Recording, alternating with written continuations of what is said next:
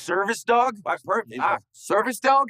You look perfectly healthy. I don't see any need for assistance. Rules are rules. I can't make exceptions. Store manager called cops on emotional support dog, then learned veteran service history. Master Sergeant Michael Chen walked into MegaMart's Westside location at 3:45 p.m. on Saturday afternoon, his German Shepherd service dog Thunder by his side, needing groceries for his daughter's birthday party tomorrow. Within 20 minutes, both would be on the floor while horrified customers recorded a Medal of Honor recipient being assaulted.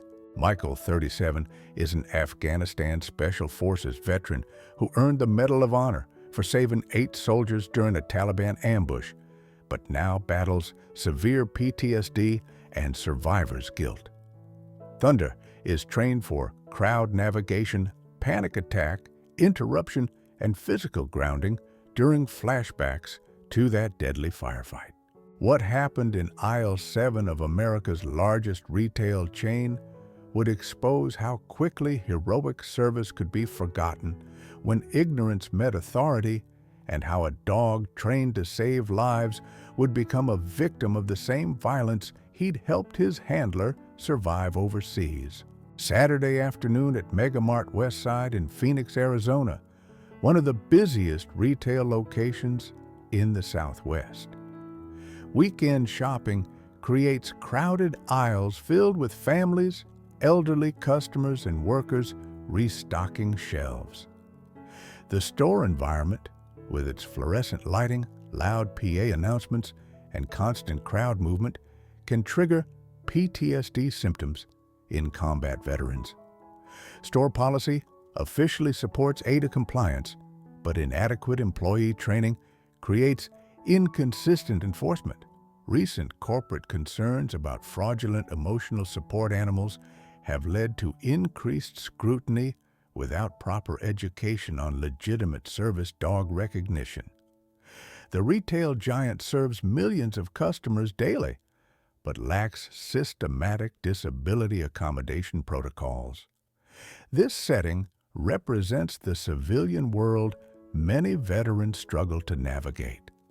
Loud, crowded, unpredictable environments that contrast sharply with the controlled military structures they once knew.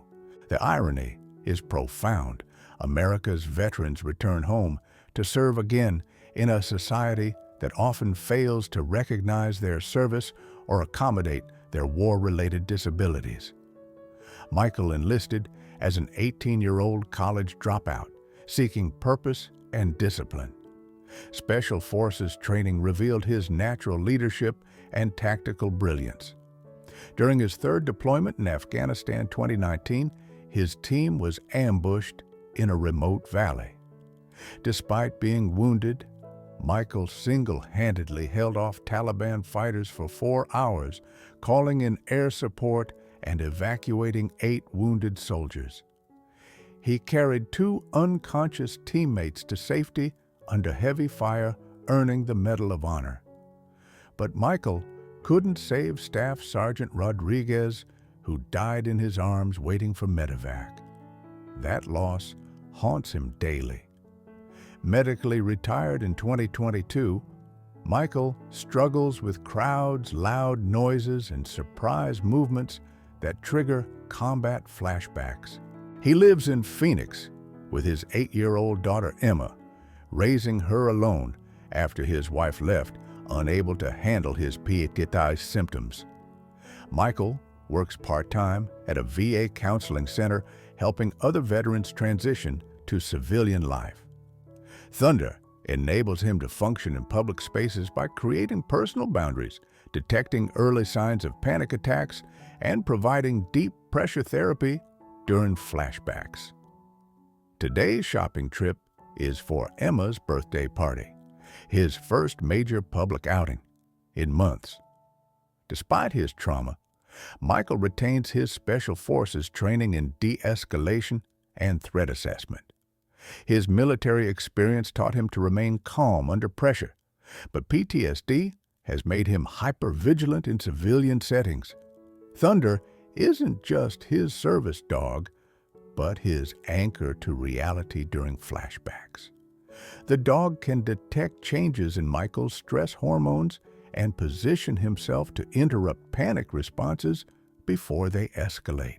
Michael's combination of heroic service record and visible disability makes him a powerful advocate for veteran rights, though he prefers privacy and helping other veterans rather than seeking personal recognition. Michael needs to shop for Emma's 9th birthday party supplies, but public spaces trigger severe PTSD symptoms. Thunder is essential for these outings, detecting panic attacks before they begin and providing intervention that prevents full flashback episodes. Michael has all proper documentation, but dreads explaining his disabilities to skeptical store employees.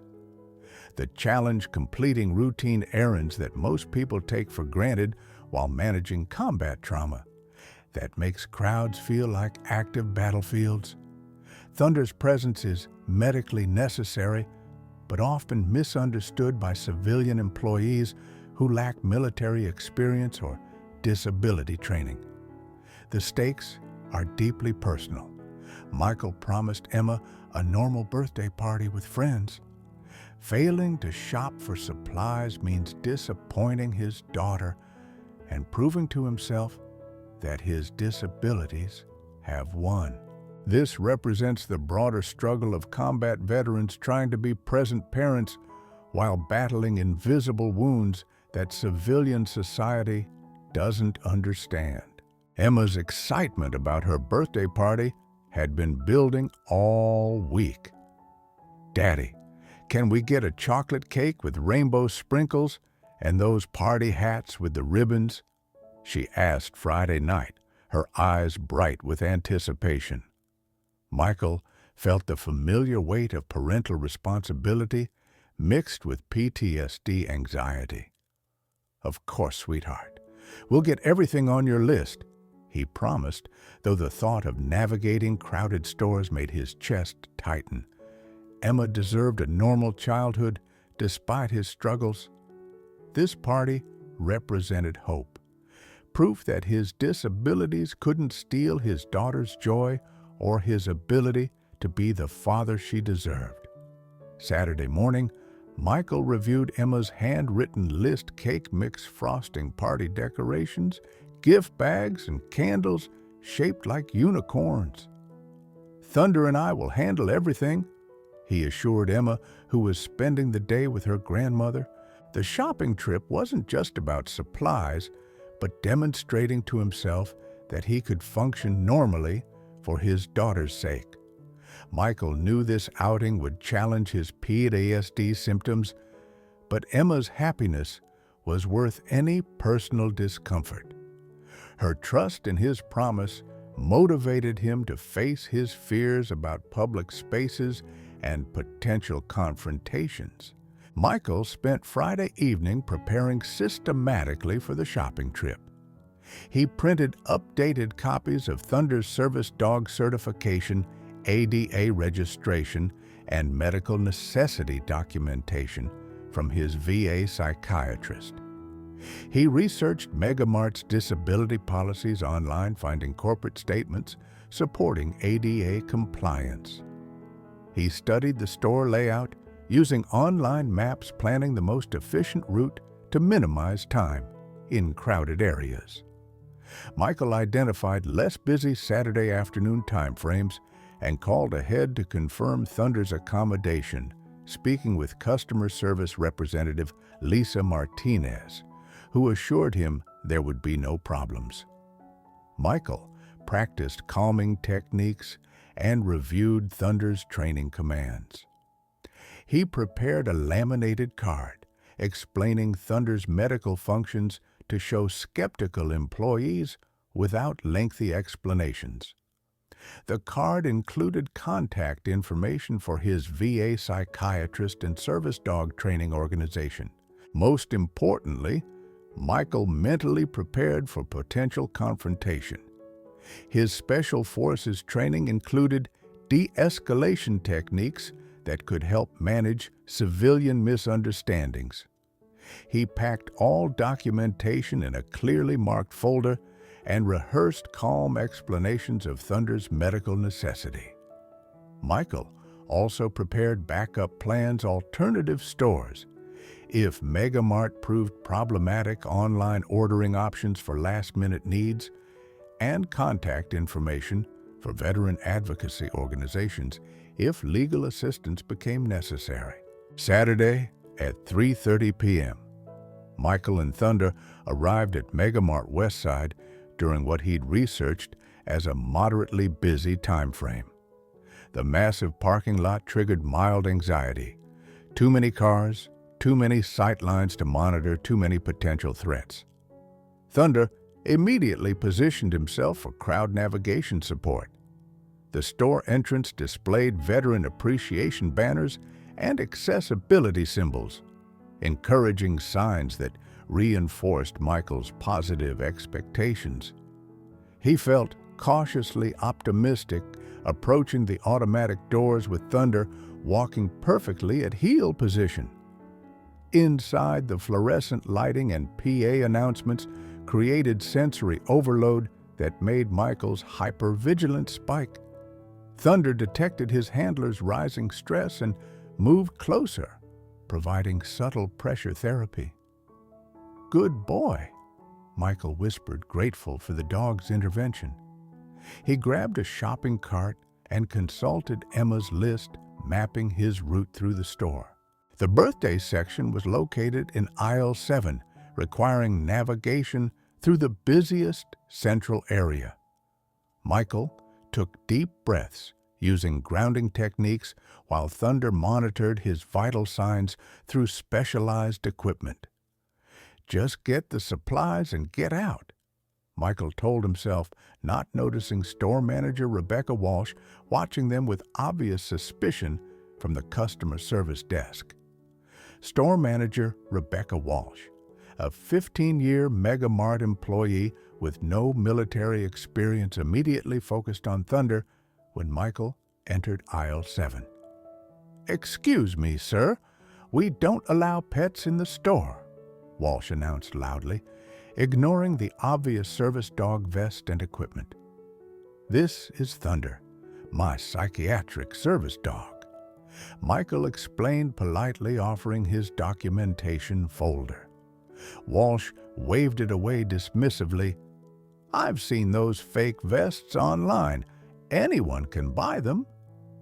Michael's heart rate began climbing from the familiar pattern of civilian ignorance.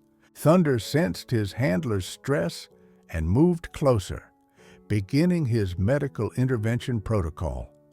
Walsh called assistant manager Kevin Torres, who approached with visible irritation. "We're getting complaints about the dog," Torres said, despite no customer complaints being made. Michael tried explaining Thunder's medical necessity and offered to show documentation, but Torres refused to examine the paperwork. "Corporate policy says no animals except guide dogs for blind people," Torres incorrectly stated. When Michael cited actual ADA regulations, Walsh became defensive. "Are you telling us how to run our store?" The confrontation was drawing attention from other shoppers, increasing Michael's anxiety and triggering Thunder's protective positioning response. As Michael's PTSD symptoms escalated from the confrontation stress, Thunder began his trained medical response, creating physical barriers between Michael and perceived threats while providing deep pressure therapy. Walsh misinterpreted this professional medical intervention as aggressive animal behavior. She grabbed her radio, "Security to aisle 7, aggressive dog situation." Michael tried desperately to explain that Thunder was performing seizure and panic attack prevention, but his voice showed stress symptoms that Walsh mistook for intoxication or mental instability. "The animal is attacking and the customer seems impaired," she radioed to Phoenix police. The incident quickly attracted significant customer attention in the busy weekend store. Shoppers began recording with smartphones, recognizing potential viral content. Retired teacher Margaret Kim started filming while commenting, "They're harassing a veteran with a service dog. This is disgraceful." Other veterans and military families in the store began voicing support. Navy wife Carolina Martinez approached, "Manager, I can verify this is a legitimate service dog. My husband has one for combat PTSD." But store staff interpreted veteran community support as mob formation and felt increasingly threatened. Walsh radioed for additional security, multiple customers now involved in incident possible coordinated disruption. The language transformed a simple accommodation request into a perceived security crisis. Responding officers expected confrontation, not a Medal of Honor recipient shopping for his daughter's birthday. Local military families began sharing videos on social media with hashtags Veteran Rights, Service Dog Discrimination, MegaMart Shame. Phoenix veteran advocate David Rodriguez, shopping nearby, began documenting witness statements. "I watched everything," said customer Patricia Chen. The veteran was polite and just wanted them to read his medical paperwork. Store management never even looked at the documentation. Amid the escalating chaos, Michael experienced a crucial transformation. Despite mounting PTSD symptoms threatening a full flashback, his Special Forces leadership training began overriding his trauma response. The soldier who'd saved 8 lives under Taliban fire started emerging from behind the struggling veteran father. "I am Master Sergeant Michael Chen, United States Army Special Forces," he announced with newfound military bearing. "This is Thunder, my VA-certified psychiatric service dog, essential for managing combat-related PTSD. I have complete documentation and am requesting lawful accommodation under federal ADA regulations." His voice carried the authority of someone who'd commanded troops in combat despite his visible stress symptoms. Michael realized this confrontation wasn't just about Emma's birthday party anymore. Every veteran watching would be affected by the outcome. If he backed down, other wounded warriors would face similar discrimination while trying to be present parents. Michael's military values activated for the first time since his retirement. The isolated, struggling veteran began transforming into an advocate. He found strength in his service record and legal knowledge, using them as tools for education rather than weapons for confrontation. Thunder, sensing Michael's shift from victim to leader, adjusted his positioning from protective to supportive, demonstrating textbook service dog behavior despite the hostile environment. Despite Michael's professional demeanor and military credentials, the situation continued deteriorating. Walsh, feeling publicly challenged by someone she perceived as difficult customer, doubled down on her position. "I don't care about your military service. Store policy is store policy," she said, dismissively, infuriating veteran customers and social media viewers. Phoenix police officers Jennifer Santos and Robert Kim arrived expecting a retail disruption with aggressive animal.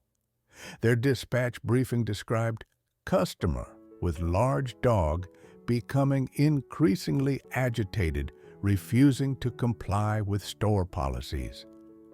They approached with enforcement mindset rather than accommodation thinking.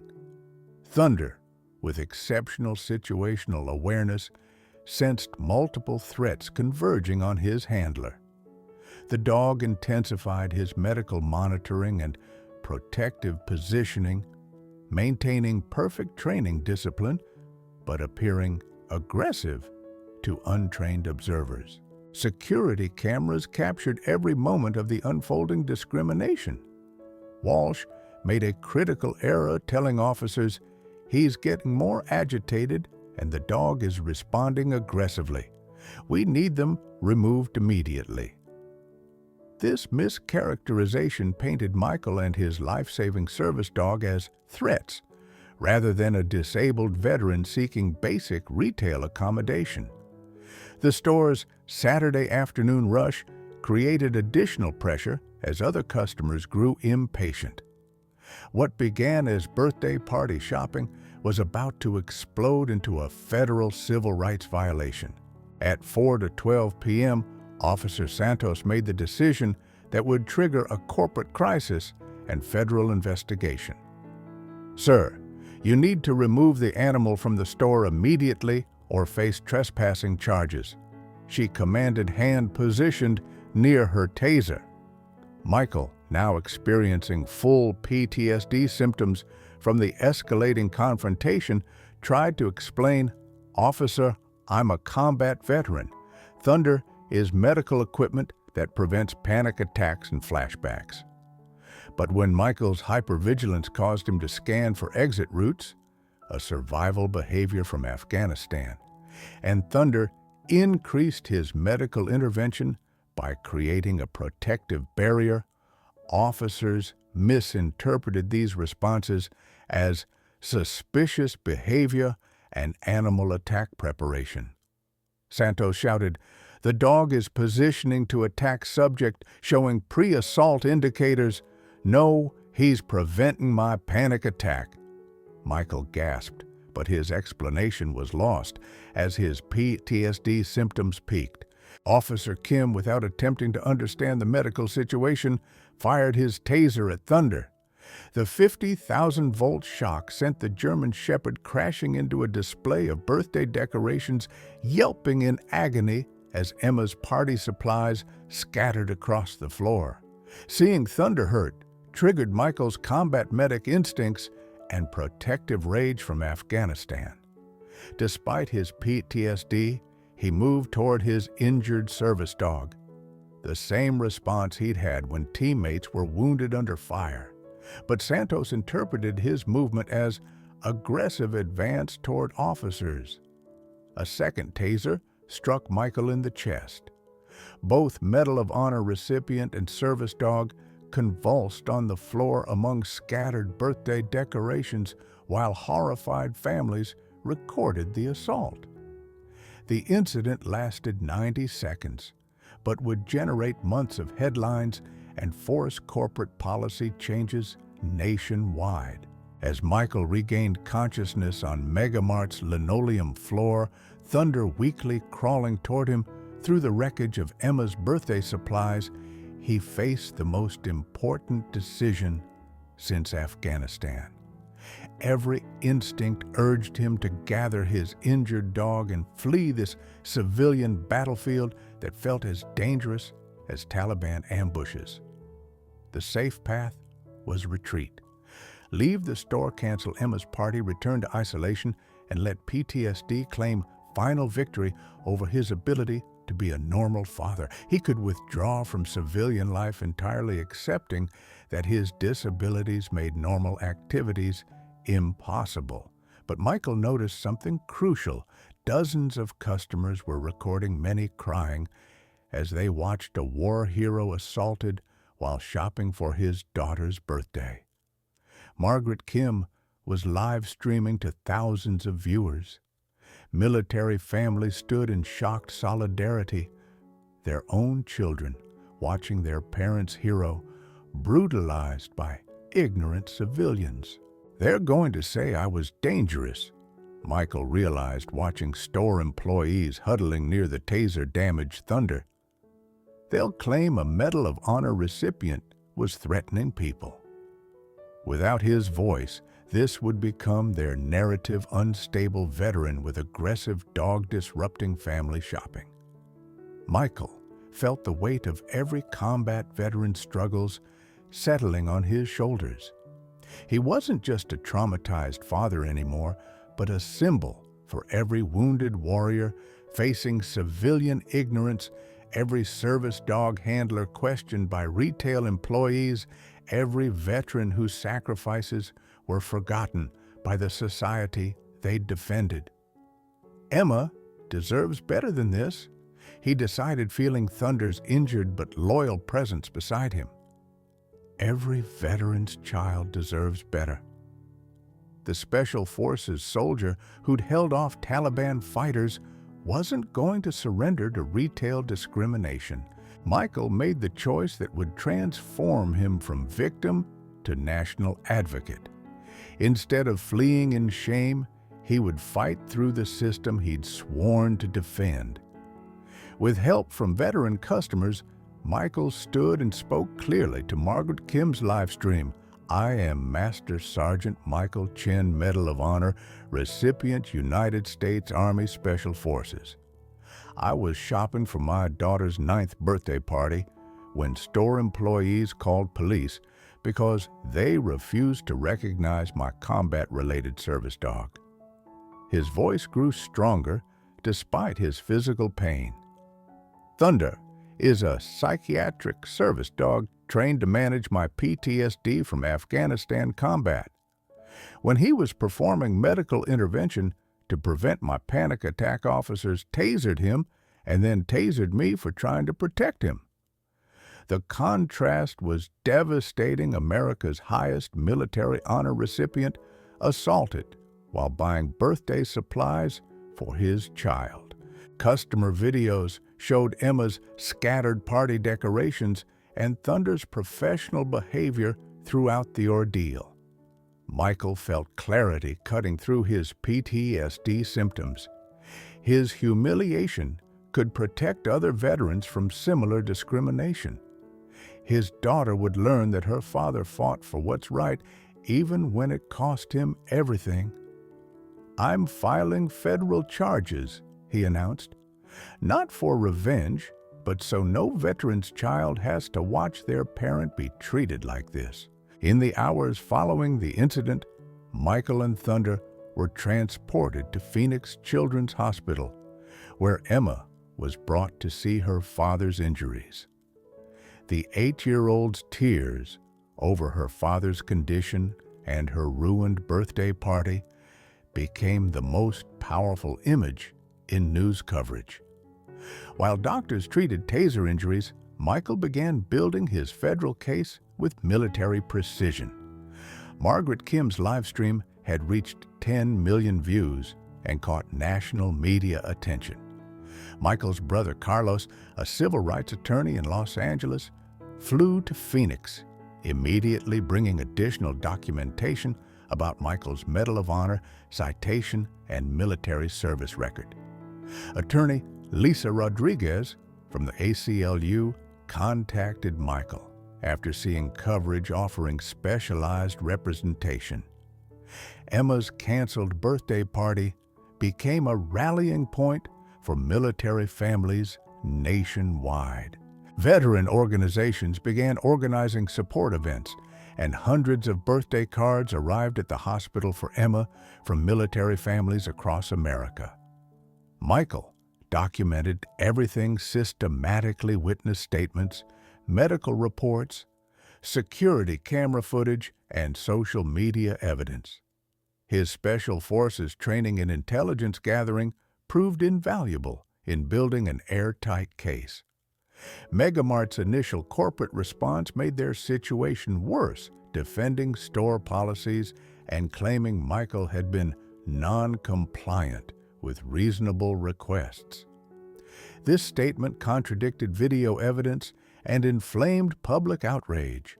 By Monday morning, the incident had become a corporate nightmare for MegaMart. CEO Robert Johnson faced congressional subpoenas and threatened federal contract cancellations. Emma's birthday party video clips became the most shared content in social media history, reaching 50 million views across platforms. Federal prosecutors announced civil rights investigations, while MegaMart stock dropped 20% as military families organized nationwide boycotts. Major suppliers threatened contract cancellations, and veteran employees began resigning in protest. The hashtag Emma's Party trended globally as international media covered the story. Political leaders from both parties condemned the incident.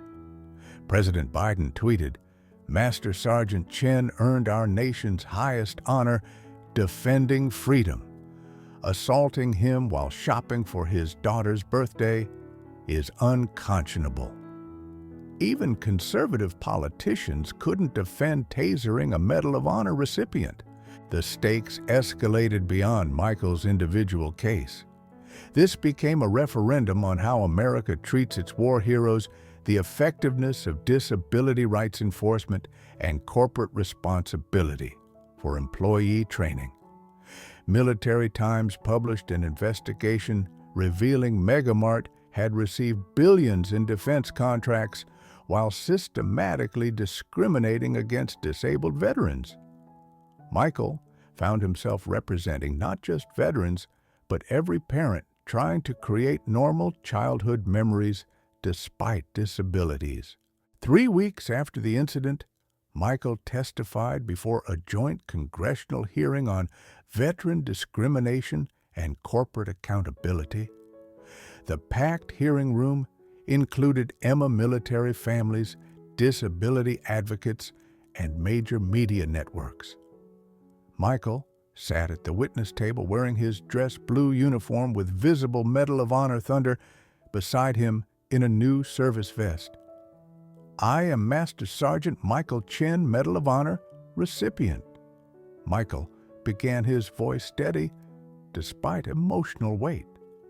"I earned this medal saving 8 soldiers' lives in Afghanistan. 3 weeks ago, I was assaulted by police officers in a MegaMart while shopping for my daughter Emma's 9th birthday party." He gestured to Emma in the gallery, her presence creating powerful visual testimony about the incident's impact on military families. MegaMart executives attempted damage control through defensive testimony. CEO Robert Johnson claimed employees had followed company protocols, and Michael had refused reasonable accommodation discussions. Video evidence systematically destroyed every corporate claim. When Republican Representative Dan Crenshaw, a former Navy SEAL, viewed the surveillance footage, his reaction was explosive. "Mr. Johnson, I've watched that video dozens of times. Your employees never even read his documentation before calling him a fraud. You tasered a Medal of Honor recipient for shopping while disabled." Internal corporate communications revealed systematic problems. Training materials contained no ADA education for employees, and management chat logs showed dismissive attitudes toward veteran customers. District managers had received complaints about service dog discrimination but never addressed them. The corporate credibility collapse accelerated when whistleblowers revealed MegaMart had lobbied against strengthening ADA enforcement while publicly supporting veteran initiatives. Federal investigators discovered the company had covered up similar incidents to protect their veteran-friendly marketing image. The hearing's turning point came when Representative Tammy Duckworth, a disabled veteran herself, asked Michael about his goals for testifying. "I'm not here for personal compensation," Michael said, Emma watching proudly from the gallery. "I'm here because no veteran should be assaulted while trying to be a good parent. No child should watch their war hero father be treated like a criminal." His voice strengthened. "Thunder isn't just my service dog. He's what allows me to function as Emma's father despite combat trauma. When store employees called him fake and officers tasered him, they didn't just attack my medical equipment. They attacked my ability to parent normally." Committee members were visibly moved as Michael described Thunder's training and Emma's canceled birthday party. When Duckworth asked what changes he sought, Michael presented comprehensive reforms developed with veteran and disability advocates. First, mandatory ADA training for all retail employees, not just management. Second, federal enforcement with criminal penalties for assaulting disabled customers. Third, corporate accountability requiring boards to certify compliance rather than just issuing statements. The hearing's climactic moment came when Michael demonstrated Thunder's medical functions. As he described his Afghanistan trauma, Thunder immediately performed intervention techniques. Emma watched her father's genuine pain and Thunder's professional response, showing committee members exactly what MegaMart had called fake.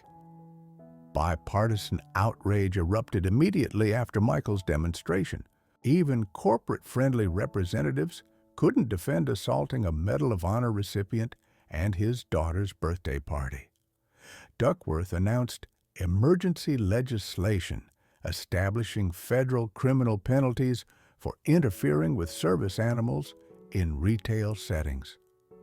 CEO Johnson, facing devastating boycotts and federal investigation, announced MegaMart would immediately implement Michael's recommendations nationwide and donate $10 million to veteran service dog organizations. Master Sergeant Chen's service honors our nation, and our failure to honor his sacrifice is inexcusable, Johnson admitted publicly. The breakthrough extended beyond retail. Department of Justice announced new federal guidelines requiring disability accommodation training for all businesses serving the public. State attorneys general nationwide began investigating discrimination patterns in major retailers. Michael's testimony catalyzed the most comprehensive disability rights enforcement expansion since the original ADA, establishing federal standards with real penalties for violations. Officers Santos and Kim faced federal civil rights charges and were terminated. Store manager Walsh was fired and faced civil liability. MegaMart implemented comprehensive reforms and paid Michael an undisclosed settlement that funded Emma's college education. Most importantly, Emma finally got her birthday party, a massive celebration organized by veteran families nationwide with Thunder as the guest of honor. Military families across America sent videos of their own parties celebrating Emma and honoring Michael's courage. Thunder received specialized medical care and became an ambassador for service dogs in retail environments, proving that accommodation benefits everyone.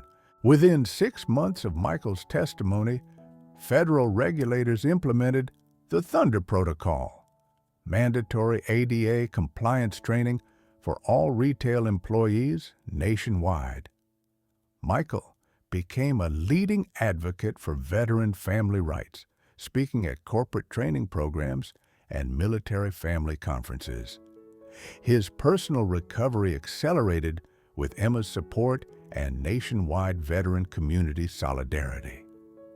The incident, while traumatic, gave their father-daughter relationship new depth as Emma learned about advocacy and civil rights. Michael's PTSD remained challenging, but became manageable through continued therapy and meaningful purpose. His consulting business, Chen Family Advocacy, expanded rapidly as major retailers sought his expertise in disability compliance and veteran customer service. For the first time since leaving the military, Michael had stable income and work that honored his service record. Emma became a young advocate herself, speaking at military family events about the importance of treating all heroes with dignity.